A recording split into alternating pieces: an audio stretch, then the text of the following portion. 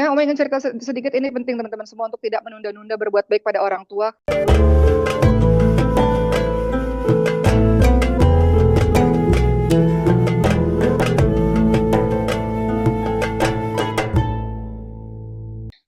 Ayah Uma di detik-detik atau di hari-hari terakhirnya, em, seminggu atau 2 minggu sebelum kepergian beliau, Uma mengatakan pada beliau, Papa nanti kita akan cek medical check up, ya medical check up. Kemudian Uma tunda medical check up itu dikarenakan Uma sibuk ceramah, Uma sibuk melakukan ini, Uma sibuk melakukan itu. Maka katakan nanti ya Pak kita tunda seminggu lagi. Habis itu ntar ya Pak kita tunda 2 hari lagi. Ntar ya Pak kita tunda lagi, kita tunda lagi.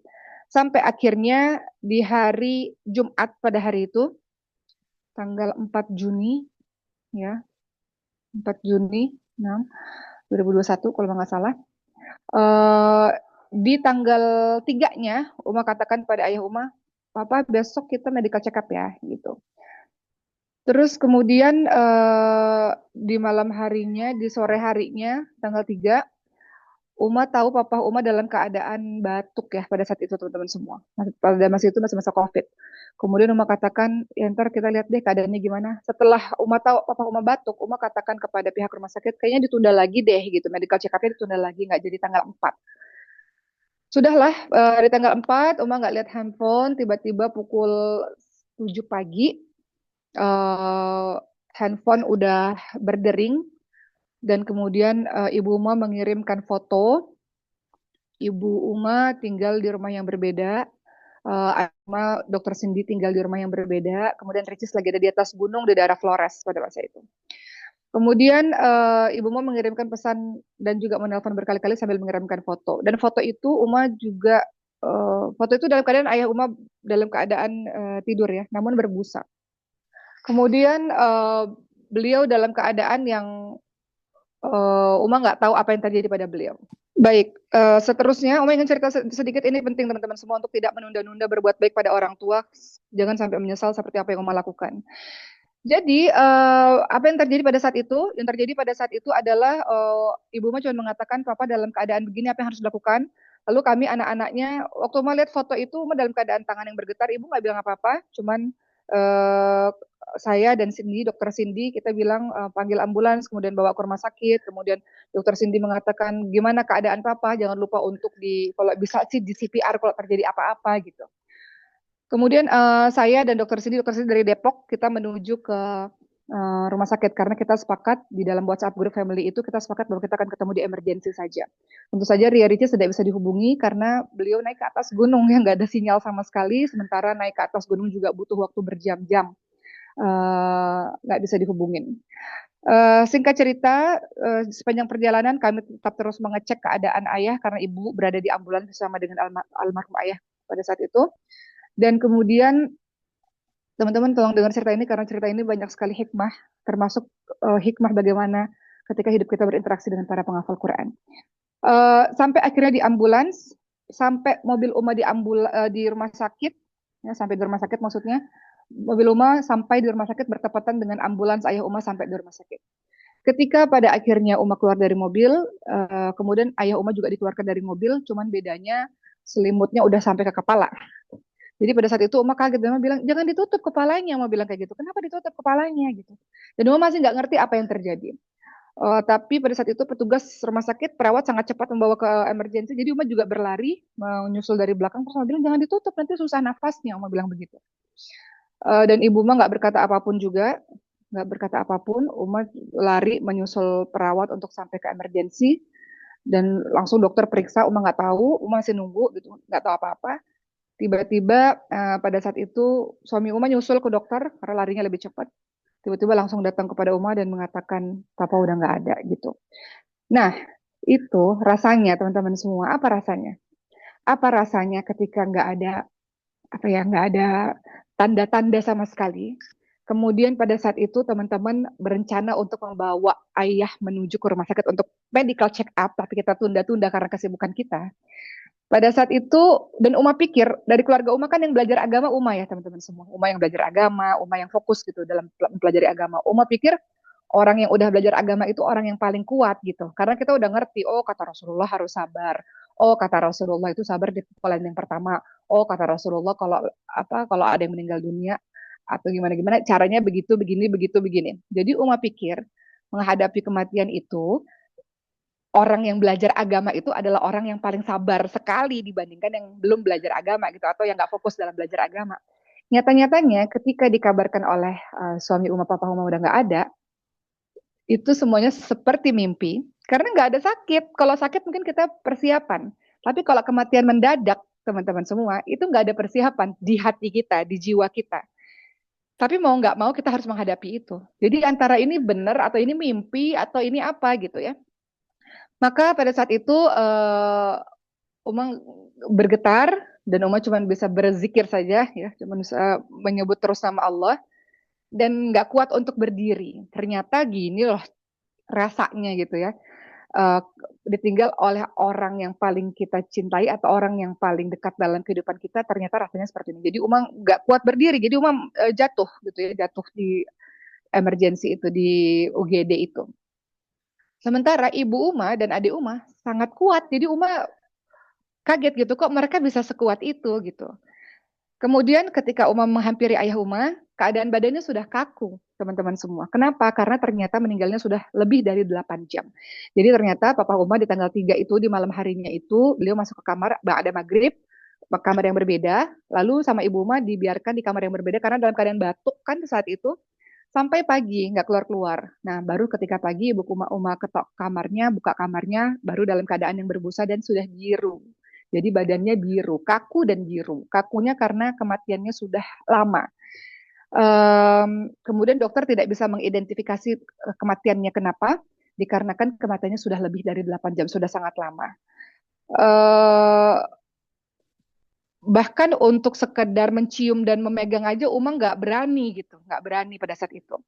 Nah saat itu Uma udah nggak bisa berpikir lagi karena ini seperti mimpi terlalu cepat kejadiannya di hari Jumat pagi dan akhirnya suami Uma waktu itu mencari tempat pemakaman di mana. Pada masa itu COVID, semuanya penuh pemakaman. Di mana bisa dikuburkan? Ada beberapa opsi atau ditimpa aja dengan jenazah yang lain gitu di keluarga gitu. Cuman kita nggak mau gitu kan. Akhirnya kita berpikir, oke, okay, singkatnya kita hubungi Ustadz Yusuf Mansur pada saat itu karena kita tahu bahwa di area pesantrennya ada perkuburan. Kemudian kata beliau untuk bapaknya para penghafal Quran silahkan datang dan selalu ada apa ya, ada Kak Oki dan keluarganya adalah bagian dari para penghafal Quran. Jadi datang, segera datang gitu. Ya sudah, ketika kami sudah bingung-bingung mau di mana, akhirnya pada saat itu dokter juga mengatakan gimana nih, indikasi terakhir adalah batuk gitu. Kalau kita mau periksa, mau dicek lagi gitu, dan kalau ketahuan COVID itu anggota keluarga nggak boleh mendekati dan akan dibungkus gitu aja gitu. Akhirnya kami memilih opsi enggak. Papa nggak kenapa-napa kok. Jadi nggak boleh diperlakukan untuk COVID karena nggak kenapa-napa. Menurut kami yakin seperti itu. Karena kalau di COVID itu akan dibungkus begitu saja, ya kan? Teman-teman ingat masa COVID itu bagaimana jenazah diperlakukan dibungkus begitu aja dan kita nggak bisa dekat dengan, nggak bisa mengantarkan ke liang lahat terakhir karena cuma petugas dengan baju khususnya saja yang bisa mengantar ke peristirahatan terakhir. Kita nggak mau diperlakukan seperti itu. Dan siapa yang bisa menerima? Akhirnya pada saat itu Ustadz Yusuf Mansur menerima dan dibawalah Papa pada hari itu ke pesantrennya Ustadz Yusuf Mansur. Dan anak-anak Maskun Hafaz, ratusan orang dan juga penghafal Quran dari pesantren Ustadz Yusuf Mansur berbondong-bondong untuk mensolati ribuan para penghafal Quran, mensolati ribuan para penghafal Quran menghantarkan ke peristirahatan Papa yang terakhir. Uma pada saat itu di hadapan muka Uma juga memandikan ayah Uma. Ricis nggak tahu sama sekali, teman-teman semua, dihubungin. Jadi segala macam peristiwa itu, kami selesai jam 6 sore, meninggalkan kuburan, itu Ricis juga nggak tahu.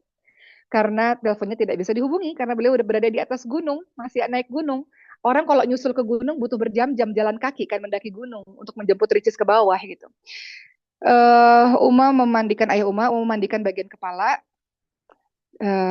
dan kemudian alhamdulillah disolati oleh ribuan para penghafal Quran. Alhamdulillah kuburannya ramai, jenazahnya ramai diiringi para penghafal Quran. ratusan para penghafal Quran dari Maskerul Mufas, ratusan para penghafal Quran dari Darul Quran.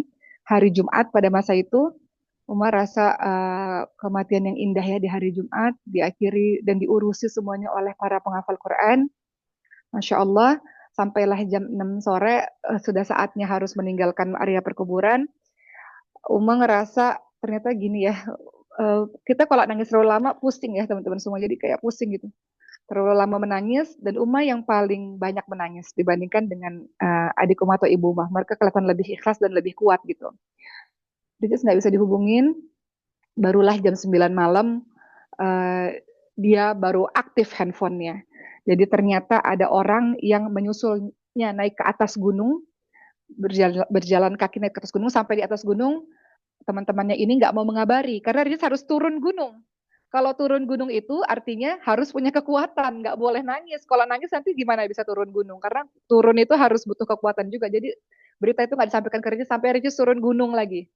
Sampai dia turun gunung, nggak ada seorang pun yang memberikan informasi kepadanya, sampai handphonenya aktif sendiri karena sudah ada sinyal, barulah ketika handphonenya aktif, handphonenya penuh dengan notifikasi.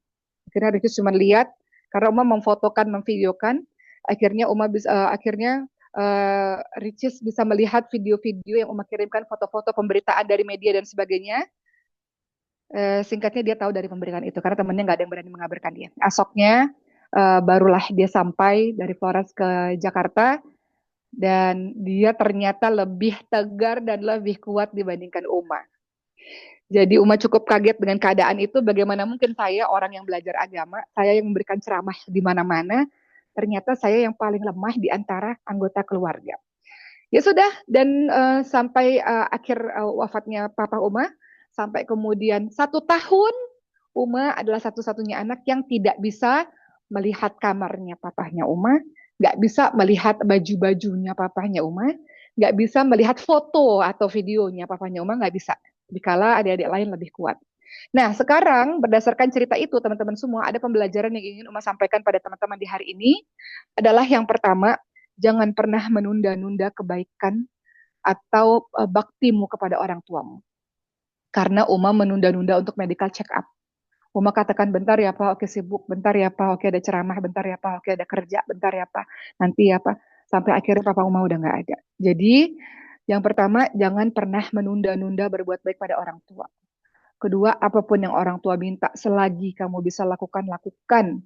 Karena waktu berjalan sangat cepat, teman-teman semua. Jangan sampai kamu menyesal hanya karena nggak bisa melakukan apa yang diminta oleh orang tuamu. Ketiga, adik Umas, Dokter Cindy mengatakan, Boki, kita nggak kebayang ya bagaimana hidup kita tanpa para penghafal Quran. Indah sekali akhir dari hidupnya, Papa. Di akhir hidupnya beliau ditemani oleh ribuan para penghafal Quran, disolati. Papa Uma bukan siapa-siapa, teman-teman semua. Papa Uma bukan pejabat, Papa Uma bukan orang kaya raya, orang biasa, PNS biasa, yang sangat sederhana. Ternyata kematiannya disolati oleh ribuan para penghafal Quran di masjid, penuh masjidnya oleh para santri-santri, para penghafal Quran. Diiringi jenazahnya penuh sampai ke area perkuburan oleh para penghafal Quran.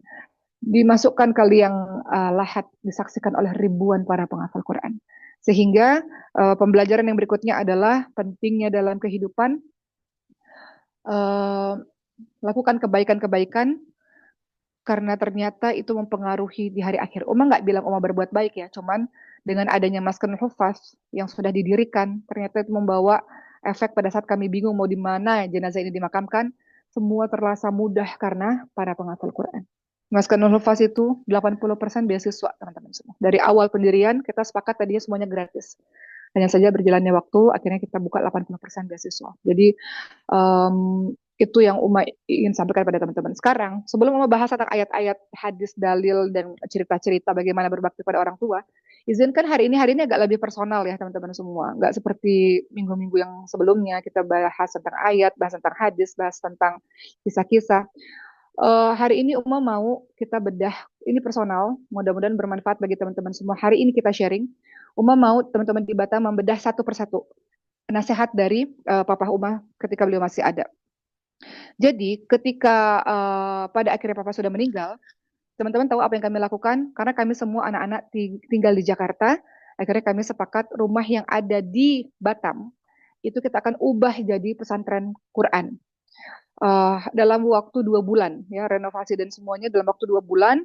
Rumah itu kami ubah menjadi penghafal Quran, dan kami tempelkan anak-anak ini, kami ya, Uma dan adik-adik, kami tempelkan di satu dinding nasihat dari Papa Uma. Untuk teman-teman yang ada di Batam, Uma minta teman-teman yang ada di Batam untuk dalam setiap kegiatan tolong selipkan nama, doa untuk almarhum Papa Uma, rumah di mana teman-teman tinggal pada saat ini. Itu rumah masa kecil Uma, yang setiap sudutnya itu beliau itu suka nukang ya. Jadi bangun tangga sendiri, bangun apa sendiri. Makanya di rumah itu ada beberapa bagian rumah yang nggak dirubah-rubah karena itu hasil kerja tangannya sendiri. Di rumah Batam yang teman-teman tinggal sekarang para penghafal Quran, itu ada bagian tangga yaitu dari hasil tangannya sendiri. Beliau suka nukang gitu, suka buat-buat sendiri. Dan itu yang kita pertahankan. Jadi di setiap sudut rumah itu ada cerita. Dalam setiap sudut rumah itu ada kisah bagaimana orang tua yang mendidik ketiga anaknya, kami perempuan-perempuan ini, untuk bisa menjadi yang sekarang. Nah, kisah itu, nasihat-nasihat itu mau bagikan hari ini. Nasihat yang pertama, tolong dari Mas Kompas Batang dibacakan nasihat yang pertama. Seperti apa? Silakan. Baik Uma, izin Uma dan semuanya. Di sini saya akan membacakan nasihat kehidupan almarhum Papa Sulianto bin Sastro Martoyo. Yang pertama adalah tidak ada di dunia ini yang didapatkan dengan mudah. Semua membutuhkan kerja keras. Kerjakan sesuatu, jangan setengah-setengah, jangan berhenti dan menyerah, totalitaslah sampai akhir. Yang kedua, hidup. Baik sayang, kita bahas satu-satu.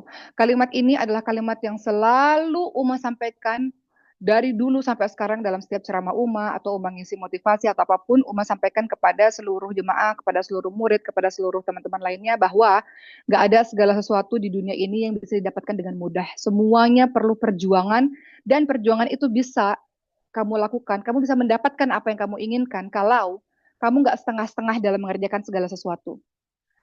Kenapa? Karena banyak orang yang ketika mengerjakan segala sesuatu setengah-setengah, dia rasa bosan dan dia tukar lagi. Belajar lagi setengah lagi atau kerja setengah-setengah, kemudian dia ganti lagi. Seterusnya begitu. Sehingga semuanya setengah-setengah. Ketika semua setengah-setengah, kamu tidak akan mahir. Ketika semua setengah-setengah, kamu tidak akan bisa meraih apa yang kamu inginkan. Jadi kerjakan segala sesuatu totalitas, kemudian kerjakan, selesaikan apa yang kamu mulai, nggak boleh setengah-setengah. Orang-orang yang setengah-setengah, ngafalin Quran setengah-setengah, dimasukkan nafas baru 2 bulan, pindah pesantren lain, pindah pesantren lain, nggak selesai-selesai. Dalam belajar menuntut ilmu kah, dalam melakukan segala sesuatu, nggak ada yang namanya setengah-setengah. Uma di Mesir saat ini, ada yang bilang begini, Ustazah Oki, nggak bakal mungkin selesai di Mesir. Ada beberapa yang mengatakan begitu. Banyak kok yang masuk Azhar orang-orang populer. Nggak kelar di Mesir. Mesir itu susah, Azhar itu susah. Belajarnya itu berat. Lihat aja, nggak bakal kelar dia di Mesir. Uma hanya bisa mengatakan dalam diri Uma dan hati Uma, insya Allah dengan pertolongan Allah, Uma tahu siapa diri Uma. Bahwa Uma berusaha melakukan apapun ketika Uma memutuskan untuk melakukan sesuatu, Uma berusaha untuk melakukannya sampai akhir, tidak setengah-setengah. Nasihat yang kedua. Yang kedua, hiduplah sederhana dan hemat. Tak perlu beli ini itu kalau tak perlu. Tak perlu juga hidup mewah hanya untuk mendapatkan perhatian manusia kalau memang tidak ada. Iya. Ayah Uma mengajarkan kepada umat tentang kesederhanaan. Ya, jadi hidup apa adanya aja gitu. Jadi jangan, kita saksikan sekarang banyak sekali orang-orang yang pendapatannya berapa, kemudian gaya hidupnya seperti apa. Itu akan susah teman-teman semua. Ayah Uma mengajarkan kepada Uma bahwa Ayah Uma itu orang yang sangat suka bersedekah, namun sangat suka menabung. Jadi beliau seumur hidupnya tidak pernah berhutang. Seumur hidupnya tidak pernah berhutang. Seumur hidupnya tidak pernah KPR. Seumur hidupnya tenang. Beliau hidup sederhana memang. Uh, Seluruh pakaiannya sederhana, semuanya sederhana, tapi hidupnya tenang. Nggak pernah berhutang pada siapapun. Nggak pernah punya masalah keuangan dengan siapapun, nggak pernah. Kenapa? Karena bagi beliau ya sudah. Memang penghasilan saya segini, ya hidup saya akan sederhana. Mendidik anak-anak saya dengan hidup yang sederhana gitu. Jadi papahnya Uma dari kita kecil, papahnya Uma pernah mengatakan kalau kamu ingin sesuatu, kami disampaikan kepada 3 anak perempuannya ini, kalau kamu ingin sesuatu maka kamu usaha. Caranya gimana? Kamu usaha, berpikir sendiri. Kalau kamu ingin beli sesuatu, kamu usaha. Jadi dari kecil Uma tahu bahwa Uma suka nulis. Jadi Uma buat tulisan, kemudian Uma jual tulisan itu kepada teman-teman Uma. Ada Uma nomor 2 namanya Dokter Cindy. Beliau piano dari kecil, guru piano. Jadi beliau mengajar piano dari kecil. Ricis, beliau suka bisnis dari kecil. Beliau itu berjualan teman-teman semua. Jadi sales juga, berjualan juga. Jadi kita bertiga berjuang dari kecil. Kata papahnya Uma, perempuan-perempuan itu memang di dalam Islam dilindungi oleh laki-laki, baik suaminya maupun ayahnya, dinafkahi oleh laki-laki, baik suaminya maupun ayahnya. Tapi kita tidak pernah tahu apa yang terjadi di masa yang akan datang. Mungkin ayah meninggal, ayah suami sakit, atau ayah suami pergi, maka para perempuan-perempuan harus berdiri di atas kakinya sendiri untuk melanjutkan kehidupan. Sehingga Papa Uma mengatakan jadi perempuan-perempuan yang berdaya punya skill, kemudian kamu bisa menghasilkan dan hidup secara sederhana supaya kamu nggak bingung ketika suatu hari nanti kamu nggak punya apa-apa, kamu tetap bisa melanjutkan hidup apa adanya, sederhana, tapi kamu berjuang. Perempuan-perempuan harus terus berjuang karena kita nggak pernah tahu apakah hidup kita terus dinafkahi oleh ayah atau suami, kita nggak pernah tahu. Jadi berdaya. Jadi orang-orang yang berdaya, perempuan-perempuan yang berdaya. Jadi dari kecil kami diajarkan untuk gimana caranya kamu bisa bertahan hidup gitu ya. Sehingga kalau kamu mau apa-apa kamu usaha sendiri dan hidup secara sederhana. Yang ketiga, Hidup tidak hanya untuk hari ini, masih ada esok hari yang kita tak pernah tahu. Pandailah dalam mengelola keuangan. ya itu sama ya dengan yang nomor 2 tadi, bahwa uh, dalam kehidupan kita teman-teman semua, jangan segala sesuatu uang tuh dihabiskan sekaligus dalam satu waktu gitu. Ya, kita nggak pernah tahu di kemudian hari seperti apa. Contohnya apa? Misalnya Uma nih, Uma saat ini berada di Mesir. Apakah teman-teman mengira tiba-tiba Uma ke Mesir ujuk-ujuk begitu saja? Tentu tidak. Itu ada persiapan pastinya. Ada persiapan di mana Uma tahu kalau Uma ke Mesir, artinya Uma tidak bekerja secara penuh seperti yang ada di Indonesia gitu ya. Artinya harus ada saving tabungan. Kalau Uma ke Mesir, artinya maskanul hufat yang selama ini beasiswa, ya kan? Selama ini kan beasiswa Mas Kulnofas, kenapa ada beasiswa? Karena orang sodakoh dari Mas Kulnofas. Cara orang sodakoh gimana? Umas Safari dakwah, teman-teman semua. Orang-orang memberikan sodakoh 100% untuk Mas Kulnofas. Ketika Uma pergi ke Mesir, sodakoh menurun. Bagaimana pesantren ini berjalan? Sementara anak-anak belajar gratis, makan, tidur, semuanya gratis, sebagian besar. Gimana? Itu juga sudah dipikirkan. Ya, udah sudah dipikirkan gimana pesantren ini bisa hidup walaupun pesantrennya gratis ya mayoritas gitu. Gimana caranya? Nah, semuanya itu dipikirkan. Jadi Uma berharap nanti kelak di sini kan banyak mayoritas murid-murid ya. Adapun teman-teman yang sudah berumah tangga, teman-teman tahu bahwa milikilah tabungan darurat teman-teman semua. Ya, uang yang kau simpan itu, kalau kau bekerja, simpan uang itu. Kalau kau tak bekerja, nanti suamimu yang bekerja, maka suamimu memberikan uang kepadamu, maka simpanlah itu sebagian untuk engkau tabung, untuk dana darurat. Kita nggak pernah tahu, mungkin satu hari anak kita sakit, adik kita sakit, dan sebagainya, kita punya dana darurat. Nggak minta-minta sama orang, nggak kebingungan untuk pinjam sana-sini kepada orang-orang. Maka pandailah dalam mengelola keuangan. Oke, next berikutnya. Sedekahlah, beri makan orang banyak, maka mereka akan mencintaimu. Iya, Papa Uma adalah orang yang paling suka ngajak orang makan. Sangat suka ngajak orang makan. Jadi Uma sempat tanyakan, kenapa sih suka banget traktir orang? Bukan ditraktir loh, mentraktir orang. Kenapa sih suka banget? Kata Papa Uma, apa sih yang bikin orang bahagia itu? Kalau perutnya kenyang, itu kan asas ya, dasar gitu. Kalau orang perutnya kenyang, ya dia bisa kerja lebih baik, dia bisa belajar lebih baik. Pasti dia keadaannya jadi lebih baik. Jadi kasih makan orang-orang gitu. Jadi Papa Uma mengajarkan pada kita salah satu kebaikan yang beliau selalu lakukan adalah suka ngasih makan orang dengan berbagai macam bentuk dan cara. Tiba-tiba lagi di mana ngobrol sama semua orang dan tiba-tiba ayo makan yuk bareng yuk, ayo makan yuk bareng yuk gitu. Jadi beliau orang yang sederhana, hemat untuk dirinya sendiri, tapi ketika untuk ngajak orang makan, pada akhirnya jadi itu yang beliau lakukan gitu. Ada satu kalimat teman-teman semua, perkataannya begini, pikirkanlah perut-perut orang, maka Allah akan memberikan rezeki kepadamu berdasarkan perut-perut orang itu. Maksudnya apa? Mikirinlah perut-perut orang. Maka Allah akan, kalau kamu berpikir tentang perutmu sendiri, Allah akan kasih rezeki untuk perutmu saja. Tapi kalau kamu berpikir untuk perut-perut orang lain, Allah akan memberikan rezeki pada dirimu dan juga untuk perut-perut orang lain itu gitu. Jadi maksudnya apa? Ya di kepala selalu ditanamkan untuk gimana ya caranya ya sedekah lebih banyak gitu. Bisa ngasih makanan untuk orang itu lebih banyak gimana caranya ya gitu. Maka Allah akan memberikan rezeki padamu juga seperti sesuai pemikiranmu itu. Next berikutnya. Salam, senyum, sapa. Jadilah pribadi yang ramah dan santun pada siapa aja. Salam, senyum, sapa. Ramah teman-teman semua. Salam, senyum, sapa kepada siapapun. bukan hanya kepada golongan atas aja ya. Kan kadang-kadang kita senyum sapa gitu ya. Salam itu pada orang yang lebih tinggi kedudukannya dibandingkan dengan kita. Enggak. Salam senyum sapa pada siapapun. Pada murid-muridmu, pada anak-anak kecil, kepada orang yang berada di bawahmu, pada orang yang tukang parkir mungkin, pada Pak Satpam di luar sana mungkin. Senyum sapa salam karena orang mengingat kebaikanmu, teman-teman semua. Hatta atau bahkan walaupun hanya sekedar satu senyuman. Ya, hanya sekedar satu senyuman. Assalamualaikum, apa kabar, Bapak? Itu adalah sebuah kebaikan yang luar biasa yang dikenang oleh orang lain. Beberapa kali Uma datang ke pemakaman teman-teman Uma, kemudian banyak orang yang datang dengan mengatakan, ibu ini baik sekali gitu.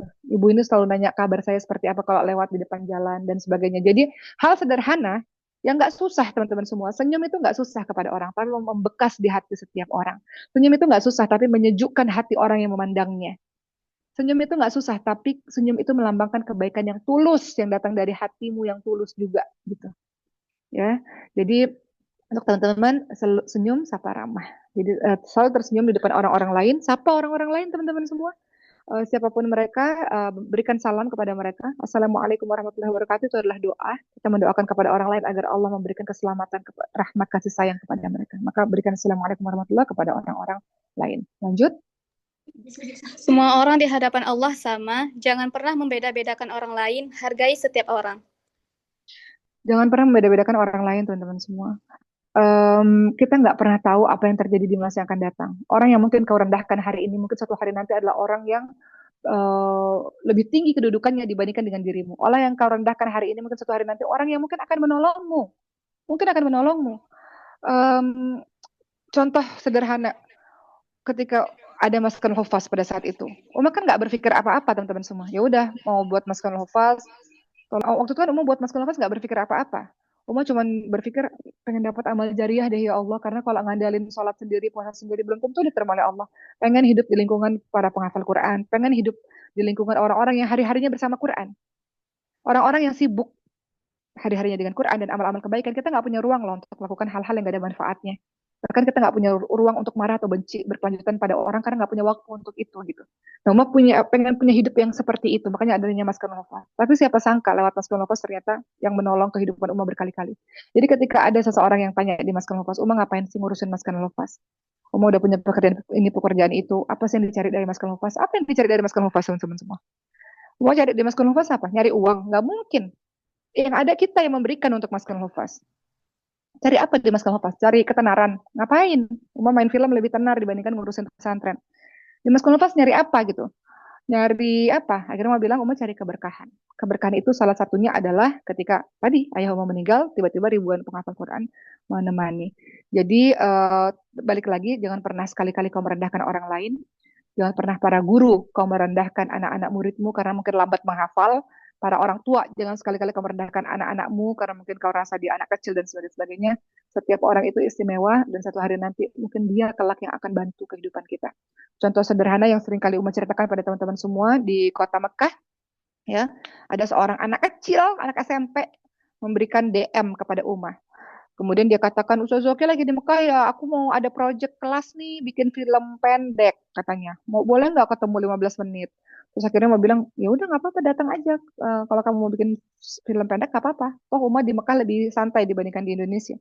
Dan nggak ada susahnya kan bantuin anak SMP ini kan, maksudnya 15 menit doang gitu. Uma cuma muncul 15 menit doang di video mereka. Siapa sangka perbuatan itu teman-teman semua, yang Uma nganggap anak SMP ini, wah keren banget ya kecil-kecil udah buat video keren.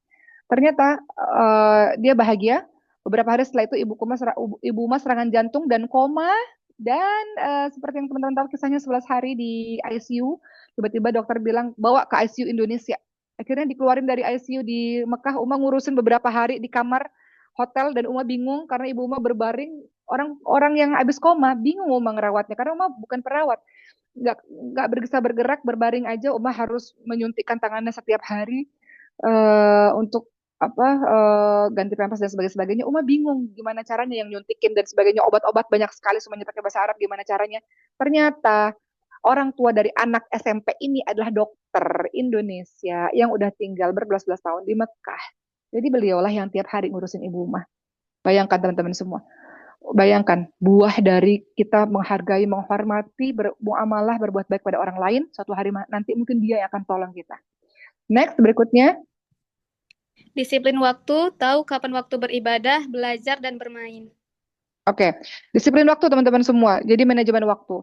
Jadi kenapa ada orang yang berhasil, ada orang yang nggak berhasil gitu ya? Kenapa ada orang yang luar biasa? Kenapa ada orang yang biasa-biasa aja? Kenapa? Padahal 24 jam sama. Ternyata disiplin. Disiplin dalam mengerjakan segala sesuatu. Kapan waktu main, kapan waktu beristirahat, kapan waktu belajar, kapan waktu ngurusin suami, kapan waktu ngurusin anak-anak, kapan waktu ngurusin pekerjaan rumah, semuanya disiplin.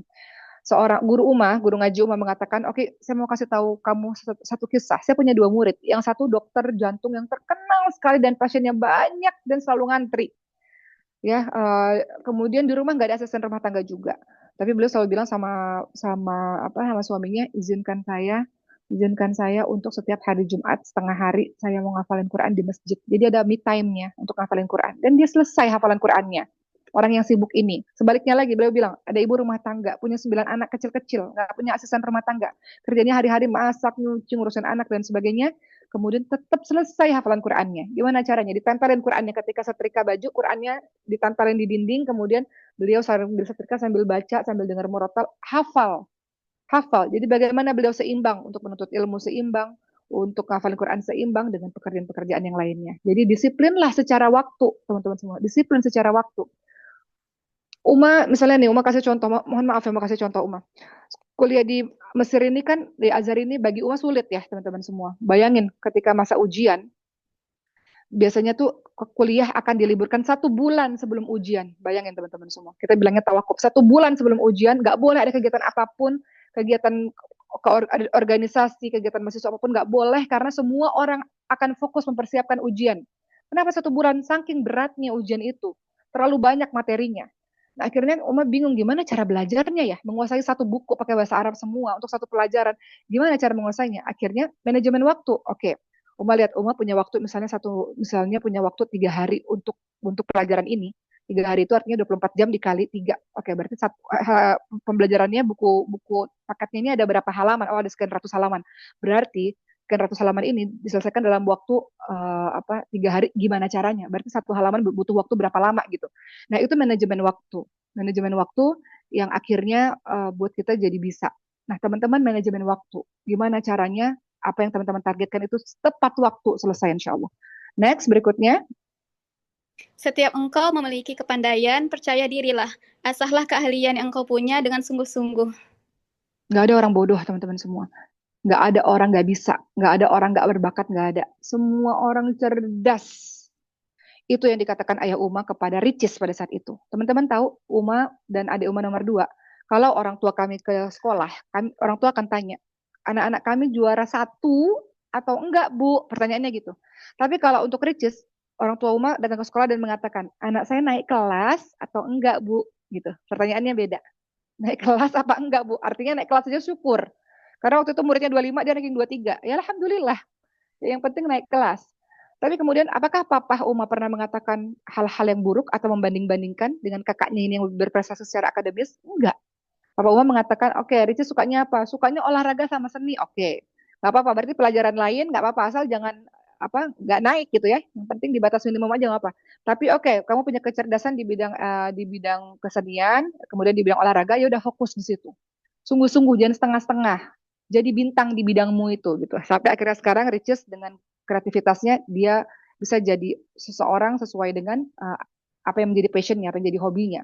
Jadi Ricis nggak pernah merasa insecure dari kecil, enggak, yang merasa kakaknya kok begitu, enggak, karena ayah tidak pernah membanding-bandingkan. Jadi kita kalau punya adik atau kita punya murid atau kita punya anak, bahwa atau kita dari kita sendiri, semua dari kita pintar dan cerdas, teman-teman semua.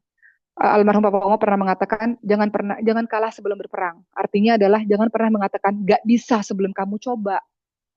Ketika ada kesempatan, jangan pernah nggak bisa. Jangan pernah bilang nggak bisa. Contoh, beberapa tahun lalu ada yang menawarkan pada Uma, Ustaz Zoki ceramah ya pakai bahasa Inggris. Karena ada penceramah dari Amerika datang, terus mau di panel gitu. Karena kita belum punya nih penceramah perempuan yang bahasa Inggris gitu. Dalam hati Uma, aduh bisa nggak ya? Uma sih bisa bahasa Inggris tapi kan nggak bisa, nggak pede gitu di depan orang banyak bahasa Inggrisnya dengan grammarnya yang masih kacau gitu.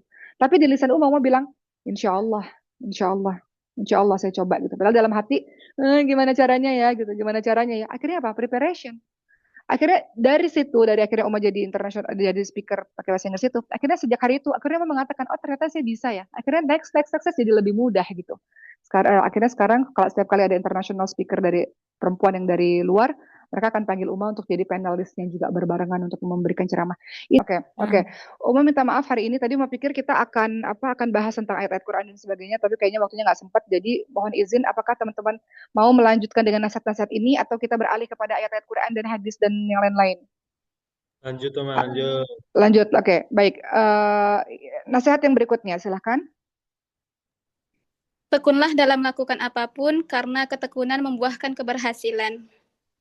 Ya, tekun. Orang pinter itu kalah sama orang tekun. Orang pinter itu kalah sama orang tekun, teman-teman semua. Berapa kali Uma mengatakan ini, karena Papa Uma selalu mengatakan ini. Tekun. Kamu sedikit demi sedikit, lama-lama kamu bisa, teman-teman semua. Sedikit-sedikit, lama-lama kamu bisa. Uma nggak pinter, teman-teman semua. Kata siapa Uma pinter? Orang-orang bilang, oh Suzuki pinter. Hanya karena mereka lihat Uma udah sekolah tinggi-tinggi. Enggak, Uma nggak pinter. Tapi Uma tekun. Waktu Uma sekolah, Uma tuh paling lemah pelajaran menghitung ya. Matematika, fisika, kimia. Uma sangat lemah pelajaran itu. Tapi kenapa pada saat sekolah itu Uma ranking 1, ranking umum dan sebagainya? Karena orang nggak tahu bahwa sebelum pelajaran itu, sebelumnya Uma udah belajar lebih dulu. Mati-matian Uma belajar beberapa hari sebelum pelajaran itu dimulai, Uma udah belajar lebih dulu gitu. Sehingga ketika masuk ke kelas, Uma sangat menguasai. Ini bukan masalah pinter atau nggak pinter, ini masalah siapa yang belajar lebih dulu. Siapa yang belajar lebih dulu dan siapa yang lebih tekun, itu aja gitu. Sekarang nih di Mesir nih, Uma termasuk yang Uma kan yang lain kan dari pesantren dari kecil. Uma ini SMA loh teman-teman semua. Terus masuk Azhar ya, yang semuanya berbahasa Arab. Secara kemampuan berbahasa Arab, Uma mengakui bahwa Uma masih terlalu lemah gitu. Tapi nilai Uma bisa bilang nilai Uma ini tinggi teman-teman semua. Kenapa? Karena Uma belajar lebih keras dibandingkan dengan teman-teman yang lain gitu. Uma belajar lebih keras, berpuluh-puluh jam lebih keras dibandingkan dengan teman-teman yang lain. Jadi nilai Uma kalau di Mesir ini salah satu yang cukup bagus tuh namanya Jait Jidan ya, cukup bagus lah di situ. Nah, Uma tuh Jait Jidan lah nilai akhirnya gitu kan kemarin. Jadi Uma belajar sangat keras untuk itu gitu. Ada pelajaran yang menurut Uma susah banget, nahu sorof itu paling susah menurut Uma ya, karena menurut Uma kayak matematika itu ada rumus-rumus dan sebagainya lah. Kalau nggak tahu yang dasarnya nggak bisa lanjut ke berikutnya gitu. Nah, itu pelajaran yang paling susah. Karena Uma tahu itu pelajaran yang Uma paling lemah. Uma belajar lebih keras dan lebih panjang dan lebih berdarah-darah istilahnya ya dibandingkan teman-teman yang lain seperti itu. Jadi, Uma cuma ingin sampaikan pada teman-teman semua, nggak ada orang yang orang pinter tuh selalu kalah sama orang-orang tekun. Jadi tekunlah, belajarlah, rintislah ya apa yang teman-teman mulai. Uh, Mereka pintar hanya karena mereka sudah tahu lebih duluan aja. Uma itu cukup lambat loh untuk menerima informasi, khususnya yang menghitung-menghitung itu cukup lambat. Tapi apa kamu bisa? Bisa. Kenapa? Karena tekun gitu. Jadi kalau di sini teman-teman yang ngafalin Quran, oh kok aku nggak pinter ya dibanding teman-temanku yang lain. Uma juga nggak cepet kok ngafalinnya sama kok teman-teman semua. Nggak cepet Uma ngafalin Quran itu. Tapi tekun.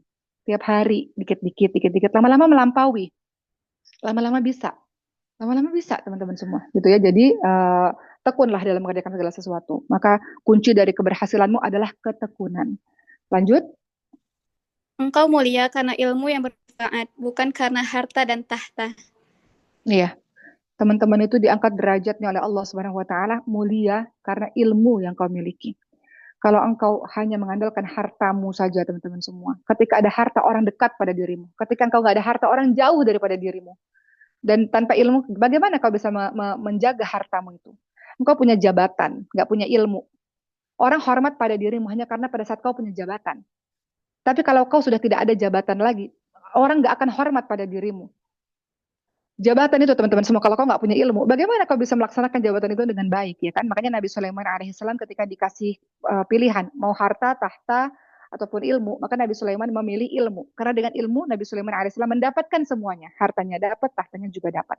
Jadi engkau mulia karena ilmumu, bukan karena hartamu, bukan karena mobilmu yang mewah, rumahmu yang besar, bukan karena apa segala hal yang kau punya. Enggak, teman-teman semua.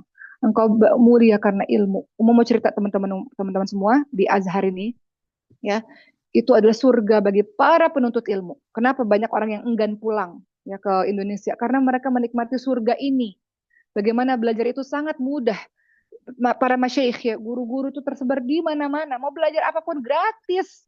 Di Azhar itu gratis, teman-teman semua. Mau belajar apapun gratis dengan jurusan yang bermacam-macam. Jurusan kedokteran, tapi syaratnya dokternya jalan 30 jusnya juga selesai. Karena ujiannya ada ujian Quran juga. Ya, kemudian mau jadi insinyur, boleh. Ada jurusan insinyur kok, jurusan apa muhandis apa ya insinyur ya di Azhar gitu. Jadi insinyurnya dapat ya 30 jusnya juga dapat gitu. Jadi gitu ya teman-teman semua. Tadi apa nasihat berikutnya tadi apa yang tadi dibacain? Engkau mulia karena ilmu yang Ya, mulia, engkau mulia karena ilmu. Eh Syekh Azhar di sini ya, hidup sangat sederhana teman-teman semua. Sangat sederhana. Uma kan sekolah naik mobil ya. Kadang-kadang tuh Uma dalam hati, ya Allah berikanlah rezeki padaku ya Allah pengen pengen banget ya. Ini kan banyak guru-guru azhar para masyayikh yang mereka tulus, ikhlas luar biasa lah teman-teman semua. Mereka banyak ajar di masjid-masjid, kadang-kadang nggak digaji dan sebagainya gitu. Kadang-kadang dalam hati Uma, ya Allah berikanlah kemampuan padaku atau pada kita semua gitu, supaya bisa melakukan sesuatu untuk guru-guru kita atau guru-guru kita ini mendapatkan kehidupan yang baik gitu. Mereka mulia luar biasa, masya Allah dalam kesederhanaan mereka, mereka mulia teman-teman semua. Ya, jadi Uma ingin minta pada teman-teman untuk jadilah pembelajar sejati. Tuntutlah ilmu teman-teman semua. Apapun itu ya, khususnya ilmu agama, jangan pernah berhenti. Uma di kampus, di kelas Uma itu ada loh murid usianya 50 tahun. Sekelas sama Uma. Bersama dengan anak-anak 18 tahun. Kami satu kelas teman-teman semua. Di mana ibu ini sudah punya cucu, itu masih terus belajar sampai hari ini. Jadi jangan pernah berhenti untuk belajar. Di Azhar itu, mau kamu usia berapapun Azhar terima. Belajar bareng-bareng, kita sama-sama belajar gitu. Mau kamu punya anak, mau kamu punya cucu, itu satu kelas tuh bisa berbagai macam umur itu belajar sama-sama bareng-bareng. Jadi semangat menuntut ilmu. Berikutnya, tidur cepat, bangun cepat. Jangan pernah begadang dan bangun siang. penting sekali. Jangan tidur cepat teman-teman semua, supaya bangunnya cepat. Supaya bisa bangun jam 3 at least setidaknya gitu. Karena kalau kamu tidur malam, subuhnya pasti lewat. Kalau kamu tidur malam, gimana bisa sebelum subuh bisa murojaah dulu, ngafalin Quran, bisa nambah hafalan Quran dengan tenang. Hafalan Quran kan butuh fresh, otak yang fresh ya kan. Kalau kamu ngantuk gimana ngafalin Quran? Kalau kamu ngantuk gimana bisa menuntut ilmu di subuh hari gitu? Kalau kamu ngantuk gimana bisa khusyuk dalam beribadah kepada Allah Subhanahu wa taala? Ini sederhana, sederhana, tapi banyak orang nggak ngelakuin ini gitu. Sederhana sekali ini, bahwa teman-teman tidur cepat, tidurlah cepatlah teman-teman semua, misalnya jam 9 malam atau jam 10 malam gitu, supaya kamu bisa bangun jam 3, kamu punya waktu gitu sejam gitu untuk apa Quran itu 2 jam aja kan nggak kerasa. Dan apa ya, semakin banyak kamu menghafal Quran, semakin banyak kamu harus dan wajib untuk murojaah kan. Jadi beda orang yang punya hafalan 1 juz, beda pasti hidupnya dengan orang yang hafal 5 juz, beda kebiasaannya dengan orang yang hafal 15 juz, beda kebiasaannya dengan orang yang hafal 30 juz. Semakin kamu banyak hafalan, makin semakin banyak jam yang kamu pakai dalam satu hari itu untuk ngafalin atau untuk murojaah, ya kan?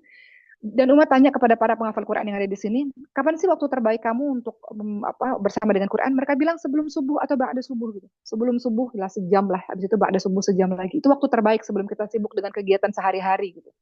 Jadi gimana bisa kalau kita tidurnya begadang, nonton drama Korea terus-menerus misalnya, atau nonton apa, sehingga kita bangun kesiangan. Bangun kesiangan, gedebak-gedebuk, buru-buru kerja, buru-buru ini, nggak kepegang Qurannya sama sekali. Jadi Papa Umar selalu menasehati untuk tidur cepat. Ya kami ini disuruh disiplin banget. Tidur harus harus jadi jam 9 itu atau jam 10 lah ya. Itu tidur semuanya supaya bisa bangun lebih awal. Karena di pagi hari itu kita banyak kegiatannya. Sebelum kita kerja, sebelum kita kuliah, sebelum kita ketemu sama orang, mesti ketemu dulu sama Allah gitu. Sebelum kamu sibuk sama orang, kamu harus sibuk dulu sama Allah. Dan sibuk sama Allah itu bukan cuma sholat 2 rakaat, sholat subuh, enggak. Sibuk sama Allah itu sebelum subuh gitu, di waktu sahur sebelum subuh.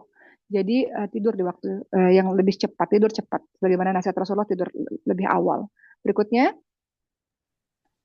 Malas musuh terbesar. Gerakkan badanmu berkeringatlah. olahraga teman-teman semua. Ini pesan sederhana kan, tapi kan kita nggak melakukannya gitu. Bagaimana hidup secara seimbang, bagaimana tubuh ini nggak malas, nggak malas bergerak.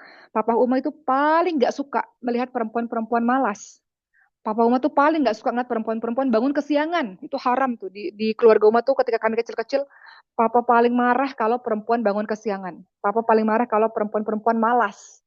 Udah pagi, udah terang, dia masih tidur, itu marah papanya Uma tuh pada saat itu. Pemalas, nggak suka perempuan-perempuan pemalas. Orang-orang pemalas tuh yang mager, nggak suka ngelihatnya.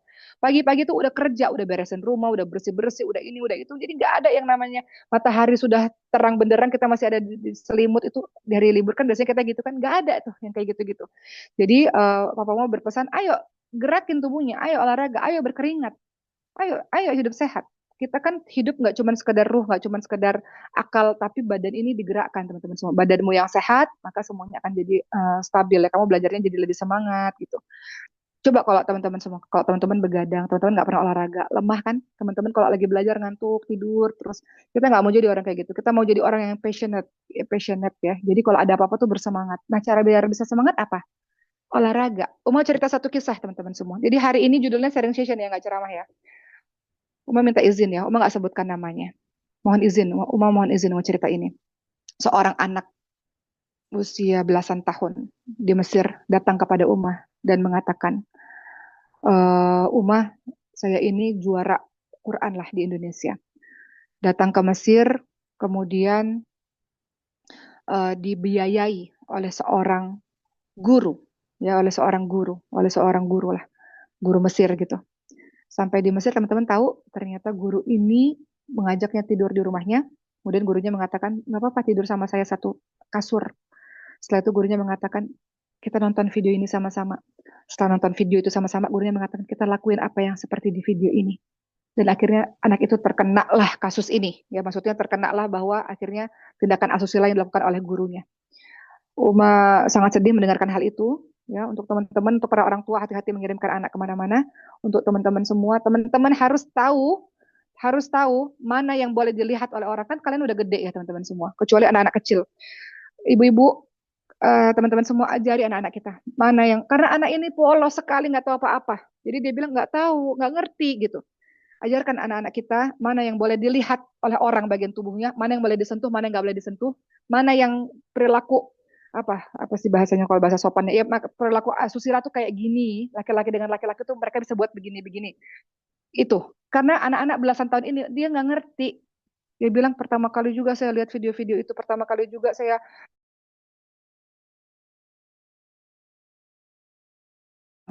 akhirnya dia bilang dia kecanduan menonton film atau video pornografi itu. Terus dia bilang apa? Insya Allah, dia bilang, tapi saya ngerasa hidup saya udah hancur. Terus mama bilang, enggak, hidup kamu nggak hancur. Semua orang punya ujiannya masing-masing. Kamu punya ujian ini, tapi nggak berarti hidup kamu hancur. Selalu ada masa depan. Untuk kamu yang masih belasan tahun ini, masa depanmu masih panjang. Terus akhirnya dia bilang, iya Uma, supaya nggak terus-terusan kayak gitu, nonton-nonton terus, kemudian melakukan sendiri gitu ya. Dia bilang, saya lebih banyak olahraga sekarang. Nah, itu maksud Uma. Kenapa Uma cerita tentang hal ini? Karena tadi ayah Uma bilang olahraga. Dengan kamu olahraga, teman-teman semua, kamu teralih pikiranmu dari hal-hal yang kayak gitu. Teman-teman yang tinggal di pesantren aman, tapi kalau udah sendiri misalnya, kalau orang udah sendiri di kamar lama-lama, teman-teman semua, masuk waktu Jumat ya, ya untuk teman-teman yang sholat Jumat boleh pergi duluan. Oma habis ini selesai, insya Allah. Maaf ya, Oma agak terlambat sekali. Teman-teman yang ikhwan boleh boleh sholat Jumat. Teman-teman yang mau selesai mau keluar juga boleh, nggak apa-apa. Oma mau selesaikan nasihat ini dulu. Jadi olahraga teman-teman semua. Kalau kamu sendirian di kamar, kamu bisa ngelakuin hal yang aneh-aneh. Tapi kalau kamu olahraga, badanmu bergerak, kamu energimu sudah tersalurkan dengan hal-hal seperti itu. Lanjut. Perhatikan makanan yang dimakan, pastikan halal dan thayyib. Iya, ini penting ya. Teman-teman lihat surah Ali Imran ayat 37. Ketika Nabi Zakaria tanya pada Siti Maryam, "Ya Maryam, anna laki hadza?" Qala anna laki hadza. Kalau nggak salah ya ayatnya. Qalat huwa min indillah gitu. Kalau nggak salah ayatnya begitulah di Ali Imran ayat ke-37. Maryam, kamu dapat makanan ini dari mana? Oh, ini makanan dari Allah. Ayat ini yang menjadi rujukan bagi kita semua bahwa kalau kita mau kita ini jalannya bagus, hidupnya bagus, jadi yang baik, punya karakter yang baik, maka makanannya yang halal dan thayyib. Jangan pernah mengambil yang bukan milik kita, teman-teman semua. Terakhir mau baca ya. Jangan pernah berhutang, karena kalau engkau ingin hidupnya tenang, jangan pernah berhutang kalau engkau ingin hidup tenang. Jangan pernah merendahkan dirimu sendiri dengan meminta-minta pada orang. Contoh sederhana. Beberapa tahun yang lalu Uma ceramah di kota Medan, ada seorang ibu bilang, Ustaz Zoki tolong saya selama hidup saya dimanjakan oleh suami, saya nggak ngapa-ngapain, dimanjain sama suami, semuanya serba ada. Tiba-tiba suami meninggal mendadak, saya punya 3 anak kecil-kecil. Dan sekarang saya bingung, saya mesti gimana. Saya nggak bisa kerja, saya nggak punya keahlian apapun, akhirnya saya minta-minta. Dari sinilah Uma teringat pesan ayah Uma, ayo perempuan-perempuan dari kecil, dari sejak dini, sekarang kamu berdaya gitu. Atau kalau kamu punya suami, kamu nggak kerja, kamu nabung uang itu dan punya dana darurat. Supaya kalau ada apa-apa, kamu nggak minta-minta sama orang, teman-teman semua. Ya, nggak berhutang ke sana kemari, karena pengelolaan keuangan yang baik gitu ya. Kemudian Pak Uma juga pernah mengatakan, jadilah orang jujur. Jujur dalam perkataan perbuatan, jangan pernah mengambil yang bukan hak kamu. Jujur teman-teman semua. Jujur itu kunci dari segala macam kesuksesan. Jujur itu kunci kamu dicintai oleh banyak orang. Jujur itu adalah kunci kamu diberikan amanah-amanah yang besar. Jujur itu adalah kunci kamu akan menjadi orang yang besar, gitu ya. Jujur dalam perkataanmu, jujur dalam tindakanmu, gitu. Katakan yang benar itu benar, yang salah itu salah dengan cara yang baik, gitu.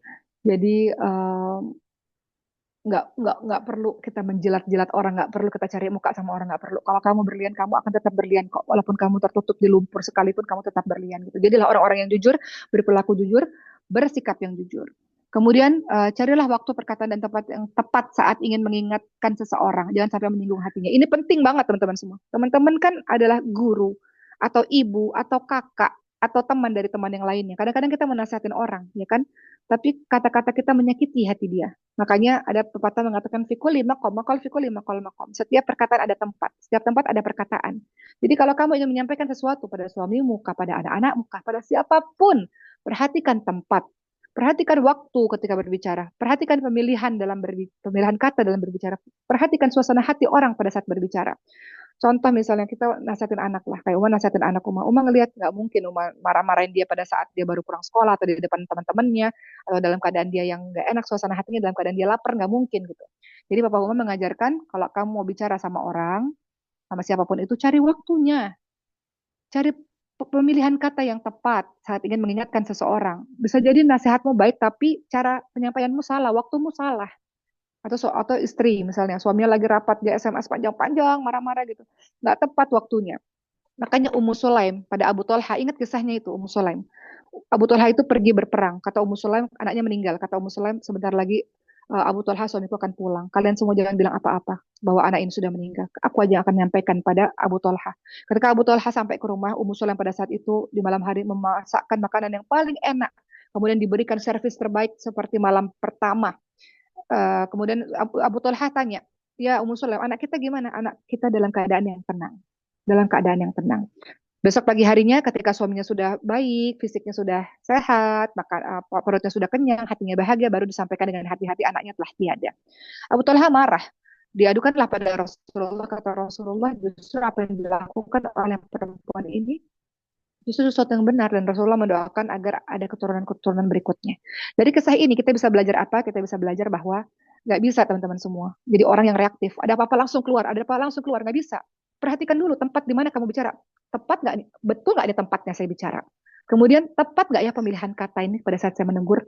Makanya kemarin, makanya teman-teman semua kalau negur orang ini penting banget. Teman-teman pernah dengar ini nggak, istilah sandwich? Apa menegur orang tuh teknik sandwich. Teman-teman tahu sandwich nggak? Sandwich itu kan lapisan-lapisan kan. Ada rotinya, ada mungkin dagingnya, ada sayurnya, ada telurnya mungkin gitu kan. Sama, negur orang tuh ada namanya teknik sandwich. Teknik sandwich itu apa sih? Teknik sandwich itu adalah pertama kamu puji dulu orang itu. Makasih ya. Kamu tuh sebenarnya baik banget. Kamu tuh sebenarnya sudah berjuang. Kamu tuh sebenarnya udah berusaha. Wahai murid-murid, kamu tuh sebenarnya udah pinter loh. Bayangin kamu ngafalin Quran di saat orang lain nggak ngafalin Quran. Baru yang ke tengahnya teknik, baru kamu mengkritik. Kritik untuk membangun, ya, apa yang kamu lakukan itu sebenarnya kurang tepat. Kalau kamu begini, kamu akan begini. Teknik terakhir adalah dorongan. Itu namanya teknik sandwich. Jadi kalau ngomong sama orang, nggak bisa kita langsung negur kesalahannya saat itu juga, nggak bisa. Maka carilah waktu, perkataan, dan tempat yang tepat saat ingin bicara sama orang lain. Terakhir, orang yang beragama baik pastilah menjaga kebersihan. Ini penting. Bersih apa? Bersih tubuhnya, bersih pikirannya, bersih hati, dan bersih lingkungannya. Pesan sederhana, tapi nggak semua orang bisa lakukan. Bersih, teman-teman semua. Tubuhmu bersih. Orang kelihatan bersih atau nggak bersih dari mana? Dari tubuh ini. Dari kuku. Kuku kaki bahkan. Ketika kita ke rumah orang, kita tahu orang itu bersih atau nggak dari mana? Dari toiletnya. Dari tempat yang paling tersembunyi, dari toiletnya. Kalau toiletnya bersih, rumahnya bersih. Gitu. Badan kita, kalau kukunya bersih, yang lainnya juga bersih insya Allah gitu ya. Maksudnya kuku kakinya bersih, yang lainnya juga bersih. Jadi nggak ada lagi di sini murid-murid para penghafal Quran atau kita semua yang kamarnya berantakan, yang bajunya bau nggak dicuci-cuci misalnya, nggak ada. Rapih teman-teman, rapih. Teman-teman berpenampilan rapih, pakai baju rapih, setrika baju kalau keluar, nggak pakai baju yang nggak rapi, nggak. Kita bukan orang yang kaya raya punya baju mewah, enggak. Kita orang yang rapih dan bersih gitu. Kemudian kamarmu rapih dan bersih, rumahmu rapih dan bersih teman-teman semua, rapih dan bersih. Ya, jadi nasihat ayah umat terakhir adalah tadi apa? Orang yang beragama baik adalah menjaga kebersihan. Nggak ada tuh yang namanya bau badan, bau ketek, bau ini nggak ada tuh, bersih.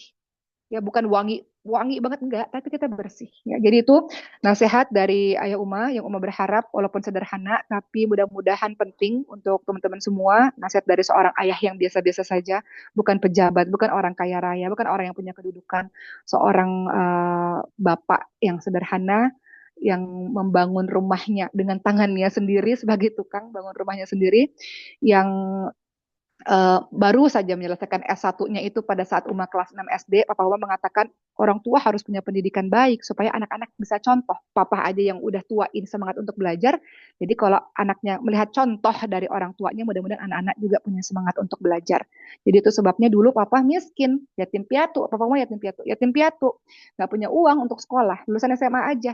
Tapi ketika punya uang, pada saat sudah berkeluarga dan punya anak, akhirnya beliau sekolah. Umat tanya, kenapa harus sekolah lagi? Supaya anak-anak lihat bahwa orang yang sudah tua seperti ini punya semangat untuk belajar. Semoga anak-anak juga bisa meniru untuk bersemangat dalam menuntut ilmu tanpa memandang usia, gitu.